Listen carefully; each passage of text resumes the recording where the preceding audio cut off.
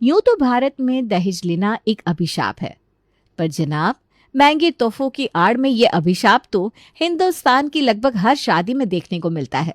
लड़की वालों द्वारा लड़के वालों को भले ही कितने भी पैसे, कपड़े और गहने दे दिया जाए, पर हिंदुस्तान की सासों को ना तो दहेज का मोह खत्म होता है और ना ही बहुओं को ताना मारने का सिलसिला। ऐसी ही कुछ कहानी है धनोरा गांव की रामदेवी की, जो यूं तो मरघट जाने की तैयारी में थी, पर इसके बावजूद उनका सोने का मोह कभी खत्म नहीं होता।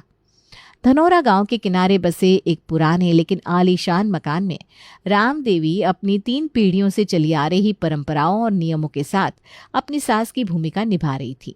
उनके बड़े बेटे राघव की हाल ही में शादी हुई थी। बड़ी बहू सविता शांत स्वभाव की थी, लेकिन साधारण परिवार से आई थी। शादी में सविता के मायके से दिए गए दहेज में बहुत से सोने के गहने भी थे, पर उतने नहीं जितना कि सास रामदेवी ने उम्मीद लगा रखी थी, और ये बात उन्हें अंदर ही अंदर खल रही थी। अभी सविता की शादी के 7 ही दिन बीते थे, उसके हाथों की मेहंदी भी नहीं छूटी थी कि एक सुबह रामदेवी ने सविता पर जोरदार तंज कसा। अच्छे, इतने कड़वे चाय! सविता, तुम्हें चाय की पत्ती का अंदाजा भी नहीं है क्या? तुम्हारे मायके वाले कुछ तो अच्छा भेजते, ना सोना ठीक से दिया, ना ढंग की बेटी दी, चाय तक नहीं बनानी आती तुम्हें। तुम्हारी माँ ने तुम्हें घर के काम तक ना सिखाए। माँ जी, मैं सीख जाऊंगी, आप मुझसे जैसा कहेंगी वैसा ही करूंगी। क्या सीख जाओगी? मेरे राघव के तो करम ही फूट गए। अजय, सुनते हो राघव के पापा, आपकी लाडली बहू को चाय बनानी तक नहीं आती।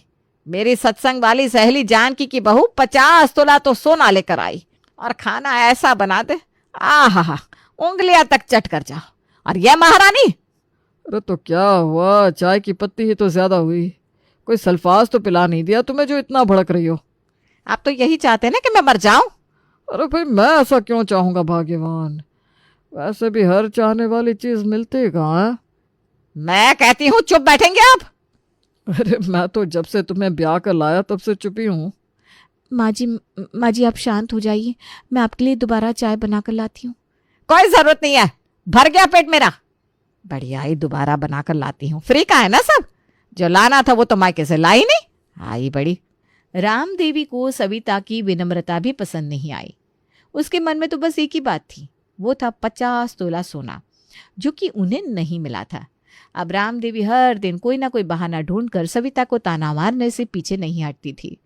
बेचारी सविता चुपचाप सब सुनती सहती रहती। इसी बीच कुछ ही दिनों में सविता के ससुर श्री नंद किशोर जी ने अपने छोटे बेटे माधव की शादी तय कर दी, वो भी बहुत अमीर घर से। खुशी के मारे रामदेवी के मुंह में तो सोने के लड्डू फूट रहे थे, क्योंकि इस बार उन्हें पूरी उम्मीद थी कि 50 तोला सोना जरूर आएगा। आखिरकार कुछ महीने बाद राघव के छोटे भाई माधव की शादी का समय आ गया। इस बार दुल्हन पूजा एक अमीर घराने से आई थी। शादी में सोने के भारी भरकम गहने और कीमती सामान देखकर रामदेवी का चेहरा खिल उठा। हालांकि ये सोना 50 तोले से बस कुछ कम था, पर रामदेवी ने तो उसका भी जुगाड़ निकाल लिया था। छोटी बहू जितना सोना लेकर आई है, ये 40 तोला तो होगा ही। अब बचा 10 तोला, ये तो मैं सविता महारानी से ही मंगवाऊंगी। मुफ्त की रोटी तोड़ रही है महारानी। रामदेवी पर तो 50 तोले सोने का भूत सवार हो चुका था। उसे कैसे भी अब 50 तोला सोना चाहिए था। तभी उसने सामने से सविता को आते हुए देखा तो तुरंत मौके पर चौका मारते हुए कहा, देखो तो पूजा बहू के मायके वाले कितने शौकीन हैं। बहू के लिए सोना ही नहीं, हर चीज पर ध्यान दिया है। उन्होंने सविता की ओर तिरछी नजर डालते हुए कहा। पूजा तेज तर्रार स्वभाव की थी। उसने पहली नजर में ही समझ लिया कि घर में सविता पर किस तरह का दबाव डाला जा रहा है, और सास ने सविता से ये बात क्यों कही। वैसे सविता ने कभी भी पूजा से सास की शिकायत नहीं की थी, लेकिन पूजा के सामने सच छिपा भी नहीं रहा। धीरे धीरे दिन बीतते गए। पूजा ने देखा कि सासू माँ सविता को बार बार ताने मारती रहती है, और एक दिन तो हद ही हो गई। सुन सविता, 10 दिन बाद मकर संक्रांति का त्योहार है। त्योहार पर अपने मायके जा रही है ना, तो अपने मायके वालों से कहना कि तुझे कुछ गहने और पैसों के साथ भेजे। तू ही देख, तेरी देवरानी कितना सोना लेकर आई है, और एक तू है। तुझे यहाँ ऐश करने का मौका मिल रहा है, तो थोड़ा योगदान तो तुझे भी देना चाहिए ना। माँ जी, घर में भगवान का दिया सब कुछ है, मैं मेरे मायके वालों पर बोझ कैसे डालूं? आप तो उनकी स्थिति जानती हैं। अरे बहू, तुझे यहाँ रखा ही ये कम एहसान है क्या? मैं जो कह रही हूँ वही कर, वरना तुझे तेरे मायके हमेशा के लिए भेज दूंगी। हाँ। सास की बात सुनकर बेचारी सविता सिसक सिसक कर रोने लगी। वहीं दूसरे कमरे के दरवाजे के पास खड़ी सविता की देवरानी पूजा ये सारा नजारा देख रही थी। ओह, तो ये माजरा है। बेचारी सविता दीदी को इतना दुखी कर दिया, अब तो मुझे ही कुछ करना पड़ेगा। ये सोचकर पूजा झट से सविता के पास जा पहुंची और उसके आंसुओं को पोंछते हुए बोली, इन आंसुओं को बचा कर रखिए सविता दीदी, अब से आपकी आंखों में एक भी आंसू नहीं आना चाहिए। सविता बहुत शांत और समझदार थी। उसने सोचा कि अगर वो माँ को शिकायत करेगी तो घर में रिश्ते बिगड़ जाएंगे। उसने बात संभालते हुए पूजा से कहा, अरे नहीं, ऐसा कुछ भी नहीं है जैसा तुम सोच रही हो। माँ जी तो मुझे बस आने वाले त्योहार के बारे में बता रही थी। दीदी, मुझसे कुछ भी छिपाने की ज़रूरत नहीं है। मैंने आप दोनों की सारी बातें सुन ली है और मैंने इस समस्या का समाधान भी सोच लिया है। तुमने क्या सोच लिया है? कैसा समाधान पूजा? सासू माँ के सिर से सोने का भूत उतारने का समाधान। अब आप देखती जाओ आगे आगे होता है क्या। पूजा ने सोचा अगर वो सास को सीधा जवाब देगी तो सास का लालच और बढ़ जाएगा, इसलिए उसने एक योजना बनाई और अपनी योजना को सच का रूप देने के लिए अपनी कुछ सहेलियों को भी उसमें शामिल कर लिया। उसने सविता के कान में कुछ फुसफुसाकर कहा, अरे पूजा, ये सब क्या कर रही हो? ये सब मुझसे नहीं हो सकता। मैं माँ जी से झूठ नहीं बोल सकती। दीदी, मैं आपकी बात समझती हूँ। मैं भी माँ जी से यूँ कोई झूठ बोलना नहीं चाहती, पर उनके सिर से ये 50 तोले सोने का भूत उतारने के लिए इसके अलावा और कोई चारा नहीं है। सविता को समझा बुझाकर पूजा ने उसे भी अपनी योजना में शामिल कर लिया और अब शुरू होता है योजना पर काम।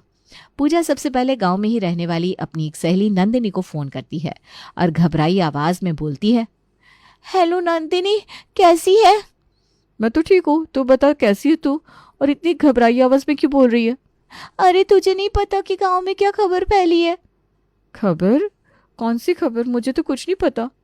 अरे कहाँ रहती तू? पता है, आज सुबह ही सल्ला का फोन आया था। कह रही थी उसके गांव में किसी का श्राप लग गया है और उस श्राप के अनुसार लोग कह रहे हैं जिनके घर में ना बहुत ज्यादा सोना जमा हुआ है उनके घर बहुत अपशगुन हो रहा है। अपशगुन? कैसा अपशगुन? सरला कह रही थी उसके गांव में सब लोग कह रहे हैं कि जो भी इंसान अपने पास ज्यादा सोना रख रहा है उसके बाल झड़ने लगे हैं, घर में दरिद्रता और यहाँ तक कि घर की मुखिया का एक्सीडेंट तक हो रहा है। क्या बात करती है? क्या ये सच है? हाँ, मुझे तो यकीन ही नहीं हुआ जब मैंने ये बात सुनी, पर आज ऐसी कुछ बात मेरे घर में काम करने वाली बाई और मेरी चिठानी कर रही थी, तो मैंने सोचा तू मेरी सहेली है और हम एक ही गांव के हैं तो मैं तुझे बता दूं। ये तो वाकई बहुत चिंताजनक बात है, पर अचानक ये सब कैसे? अब वो सब मुझे नहीं पता, पर लोग कह रहे हैं सोना अभिशाप है।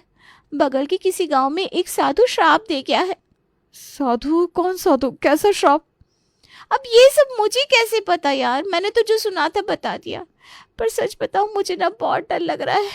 भगवान जाने क्या होगा, तो ख्याल रखना। हाँ। इतना कहकर पूजा ने मुस्कुराते हुए फोन काट दिया। उसका छोड़ा तीर बिल्कुल सही निशाने पर लगा।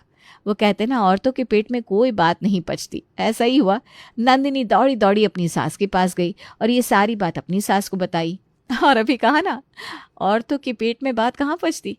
नंदिनी की सास ने अपने मोहल्ले की 2 औरतों से, 2 ने 4 से, 4 ने 8 से सबको ये बात कह दी।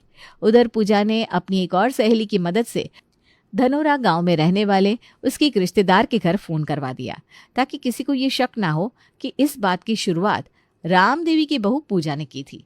सब कुछ बिल्कुल वैसा ही हो रहा था जैसा कि पूजा ने सोचा था। रातों रात पूरे धनोरा गांव में सोने के श्राप की अफवाह फैल गई। हर कोई बहुत डर गया और जैसे ये बात पूजा की सास को पता चली, उसके तो हाथ पांव ही फूल गए। वो तुरंत दौड़ी दौड़ी पूजा के पास किचन में गई। अरे पूजा बहू, बहुत गजब हो गया भाई। अरे माँ जी, क्या हुआ? आप इतनी घबराई हुई क्यों है? अरे पूजा बहू, गांव में सब कह रहे कि सोने का श्राप लग गया है अपने गांव में। जिसके पास भी ज्यादा सोना होगा उसके बाल झड़ने लगेंगे, उसके घर में दरिद्रता, भूखमरी आ जाएगी। और तो और मुझे कहने में भी डर लग रहा है। लोग कह रहे हैं कि उसके घर की मुखिया का एक्सीडेंट भी हो सकता है। क्या माँ जी, ये सच है? हाँ भाई, ये सच है। फिर तो माँ जी अपने घर तो बहुत सोना है, कहीं उस श्राप के कारण अपने घर वो सब अपशगुन। अरे नहीं नहीं, ऐसा कुछ नहीं होगा। और तू सविता बहू, तू तो एक काम कर, मकर संक्रांति की जगह ना कल ही अपने मायके चली जा और सोना लेकर आ जा। पर माँ जी, अब आप और सोने का क्या करेंगी? अभी तो आपने बताया कि जो ज्यादा सोना रख रहा है उसे श्राप लग रहा है। कहीं आपके भी बाल। अरे पूजा बहू, तू परेशान मत हो, मैंने इस समस्या का समाधान निकाल लिया है। जैसे ही कल सविता बहू अपने मायके से सोना लेकर आएगी, मैं सारा सोना बैंक में रखवा दूंगी, फिर हमारे घर में कुछ नहीं होगा। तो श्राप कैसा? अपनी बात कहकर राम देवी किचन से चली गई। पूजा ने अपना माथा पकड़ लिया क्योंकि उसकी चाल उल्टी पड़ गई थी। अब क्या होगा पूजा? ये तो उल्टा ही हो गया। पहले तो मुझे 10 दिन बाद मायके जाकर सोना लाना था, पर अब तो कल ही। मेरे घर वाले इतनी जल्दी सोने का इंतजाम कैसे करेंगे? सविता की बात सुनकर पूजा ने 2 मिनट सोचा और फिर मुस्कुराकर बोली, आप कल कहीं नहीं जाओगी? पर अभी तुमने सुना ना। कुछ नहीं, आप अपनी देवरानी का कमाल देखती जाओ। अब शुरू होगा प्लान बी। पूजा की बात सुनकर सविता की टेंशन कुछ कम हुई। ध्यान दीजिएगा, कुछ कम हुई, पूरी नहीं। सास राम देवी रात में सोने से पहले हमेशा अपने गले में पहनी सोने की चेन अपने सिरहाने रखे टेबल पर निकाल कर रख देती थी। उस रात भी ऐसा ही हुआ। रात में जब घर में सब गहरी नींद में सो गए, तब पूजा दबे पांव सास के कमरे में गई और उसने अपना काम कर दिया। अगली सुबह जैसे ही रामदेवी सोकर उठी और अपनी चेन पहनने चली तो उसकी होश ही उड़ गए। वो तेजी से चिल्लाई। उसके चिल्लाने की आवाज सुनकर पूजा सविता भागी भागी सास के पास जा पहुंची। क्या हुआ माँ जी? अब चिल्लाई क्यों? अरे बहू, ये देखो मेरी चेन, ये कैसे काली हो गई? दरअसल रात में पूजा जब चुपचाप सास के कमरे में जाती है, वो सास की चेन को उठाकर एक काले रंग के पेंट से रंग देती है। वो पेंट इतना शक्तिशाली था कि चाकू से खुरचने पर भी ना निकले। पूजा को मन ही मन हंसी आ रही थी, पर उसने दिखावा करते हुए कहा, माँ जी, कहीं ये वो उस श्राप के कारण तो नहीं हुआ? वैसे भी हमारे घर, मतलब आपके पास अच्छा खासा सोना है ना? पूजा की बात सुनकर रामदेवी का माथा ठनक गया। 2 पल के लिए वो भी सोच में पड़ गई। तभी उसने सविता पर नजर डाली तो देखा उसने नई साड़ी पहन रखी थी। अरे सविता, तू कहाँ चली सुबह सुबह सज धज कर? माँ जी, वो आपने कहा था ना मायके से सोना। हाँ हाँ, ठीक है ठीक है। अब पास ही में तो है तेरा गांव, कोई ट्रेन नहीं छूट रही। शाम तक चली जाना। जा पहले मेरे लिए चाय लेकर आ, टेंशन के मारे सिर दर्द से फटा जा रहा है। दोपहर होती है। रामदेवी के मन में सोने का श्राप का डर पूरी तरह बैठ चुका था। उसने सोचा क्यों ना घर का सारा सोना अभी बैंक में रखवा दिया जाए। फिर जब सविता कल तक सोना लेकर आएगी तो वो भी रखवा दिया जाएगा, क्योंकि अब वो कोई लापरवाही नहीं बरतना चाहती थी। उसने घर की तिजोरी खोली तो जैसे उसे 1480 वॉट का झटका लगा हो। सास ने देखा कि तिजोरी में रखे कई गहने रहस्यमय तरीके से काले हो गए हैं और वहीं गहनों के पास ही रामदेवी को एक कागज का टुकड़ा मिलता है। कागज? जितना ज्यादा रखोगे उतना ही कम रहोगे। इतना पढ़ते ही रामदेवी जोरों से चिल्लाई। घर के सब लोग इकट्ठा हो गए। पूजा ने पिछली रात सोने की कॉइन्स की जगह कुछ काले पत्थर रख दिए थे और उसी के साथ ये चेतावनी लिखकर कागज का टुकड़ा रख दिया था। अब रामदेवी को यही लगने लगा कि क्योंकि उनके घर पर ज्यादा सोना है, इसलिए श्राप के कारण ये सब हो रहा है। दुखी रामदेवी मन भारी करके पूजा से कहती है, बहू, मैं क्या सोच रही थी, हमारा इतना सोना खराब हो चुका है, जो बचा है उसे हम अभी बैंक में रखवा देते हैं। कहीं ऐसा ना हो कि पूरा सोना खराब हो जाए। नहीं नहीं माँ जी, हमें ऐसा नहीं करना चाहिए, क्योंकि सोना तो हमारा ही है। श्राप तो हमारा पीछा छोड़ेगा नहीं।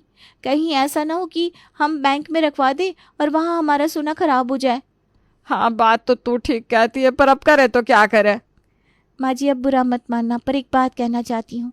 मैं महसूस कर रही हूँ जब से आपने सविता दीदी को उनके मायके से सोना लाने के लिए कहा है, तब से ही हमारे घर में ये सब कुछ हो रहा है। वो सोने का श्राप ना हमारे घर लग गया है। ये सुनकर अब सास रामदेवी की घबराहट और बढ़ गई। उसने सविता को तिरछी नजर से देखा। सविता, तू एक काम कर, जाकर खाना बना ले। अभी घर पर कुछ ठीक नहीं हो रहा, तो कुछ दिन बाद मायके चली जाना सोना लेने। और हाँ, ये जो बाकी गए ना पूजा, कुछ तू और सविता कुछ तू अपनी अपनी अलमारी में रख लो। क्या पता मेरे पास एक साथ इतना ज़्यादा सोना है, इसलिए ऐसा हो रहा है। तूने अभी वो कागज़ पढ़ा ना पूजा बहू? जी माँ जी, पढ़ा।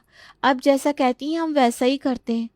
दोनों बहुएं मन ही मन मुस्कुराई और सोना लेकर अपने कमरे की ओर जाने लगी। तभी रामदेवी अचानक बोल उठी, सोना अच्छे से रखकर दोनों अलमारी की चाबियां मुझे दे जाना। हाँ जी माँ जी।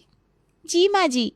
इतना कहकर राम देवी मन ही मन बड़बड़ाते हुए राहत की सांस लेती है। तभी सास राम देवी की जीजी आती है। वो आती है और दिखावा करती है कि उनके पास सोना नहीं है, और फिर भी वो पड़ोस में सबसे खुश है। उनकी बातों से राम देवी भी महसूस करती है कि जीजी को तो कोई तनाव ही नहीं है। वहीं उसके पास सब कुछ होते हुए भी वो इतने तनाव में जी रही है। सब कुछ पूजा के प्लान के हिसाब से हो रहा था। अगले दिन दोपहर के समय घर के दरवाजे पर एक साधु भिक्षा के लिए चिल्लाता है।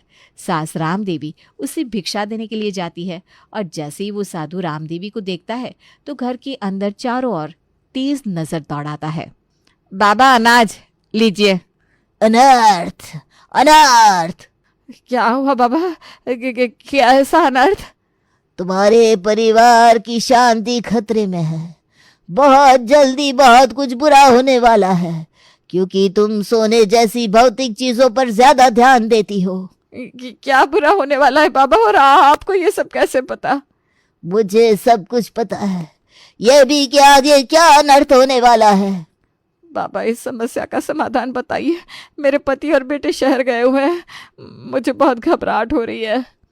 समाधान है बेटी।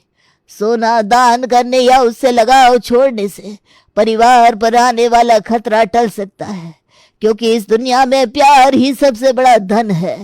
अपनी बात कहकर साधु वहां से चला जाता है। ये साधु कोई और नहीं, पूजा का दोस्त था, जो कि नकली साधु बनकर आया था। पूजा अब अपना आखिरी दांव खेलती है और अगले ही दिन घर पर नए साल की एक छोटी सी पार्टी रखती है, जिसमें वो अपनी कई सहेलियां और सविता के घर वालों को बुलाती है। इस पार्टी में सब साधारण तरीके से आते हैं। कोई भी आभूषणों का दिखावा नहीं, कोई धन संपत्ति का प्रदर्शन नहीं, बस मजेदार खेल, साझा भोजन और मीठी यादें। सास राम देवी ने पहली बार दिखावे की चिंता किए बिना आनंद आनंद आनंद लेना शुरू किया। सास राम देवी को यह भी एहसास होता है कि असली सुख सोने में नहीं, परिवार के साथ प्यार से रहने और घर की शांति में है। सब मेहमानों के जाते ही राम देवी बहुत भावुक हो जाती है और सविता से कहती है, सविता मुझसे गलती हो गई, मैंने तुम्हारे साथ गलत व्यवहार किया। मैं समझ ही नहीं पाई कि घर की असली लक्ष्मी तुम दोनों बहुओं हो, ना कि तुम्हारा सोना। माँ जी, मुझे आपसे कभी शिकायत नहीं थी। मैं हमेशा आपकी सेवा करना चाहती थी, और आज भी। पूजा ने मुस्कुराकर राम देवी को देखा। उसकी कोशिश रंग लाई थी। घर में रिश्तों की मिठास लौट आई थी। उसने हंसते हुए अपनी सास से कहा, माँ जी, माफ़ तो मुझे आप भी कर दीजिए। ये सारा कुछ सोने का काला होना ये सब मैंने किया, ताकि आपको ये एहसास दिला सकूं कि घर की असली दौलत ये सोना चांदी नहीं, बल्कि हमारे परिवार की खुशियाँ और एकता है। ये सुनकर सास राम देवी शुरू से अब तक सब सोचती है और हंसने लगती है। वो स्वीकार करती है कि सोने के प्रति उसके जुनून ने उसे तनाव और संघर्ष के अलावा और कुछ नहीं दिया।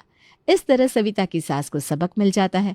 वो अपनी दोनों बहुओं को गले से लगा लेती है और पूरा परिवार हंसी खुशी रहने लगता है।